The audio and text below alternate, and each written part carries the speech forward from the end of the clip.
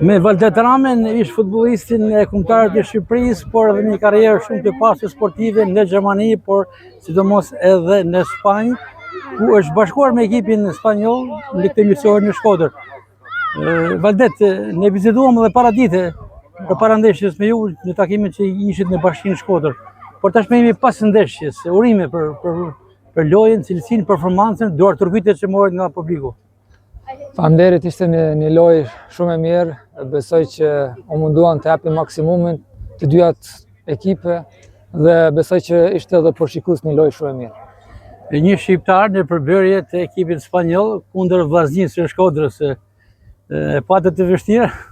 Po, normalisht, po besoj që u munduam të bëjmë një lojë të mirë dhe ishte kënaqësi t'i takoj të dyat skuadra dhe e ndjen shumë veten shumë mirë.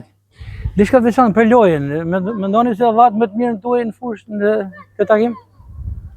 Po, normalisht që nuk jemi të gjithë top fit, kështu që besoj që ishte një lojë mirë.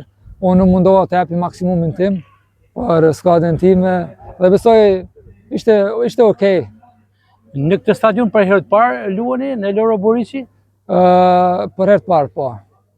Një përshtypje që u duk fusha, ambienti, tribunat, shumë mirë, stadioni shumë i bukur. Dhe shikues ishin këtu, ishte kënaqësi. Me mbresat mira largoni nga Shkodra? Po, patjetër. E shijova shumë Shkodrën dhe nesër do iki prapë në Gjermani. Dhe faleminderit shumë të gjithëve që më kanë pritur shumë mirë këtu dhe gëzohem çdo kur të vi në Shqipëri.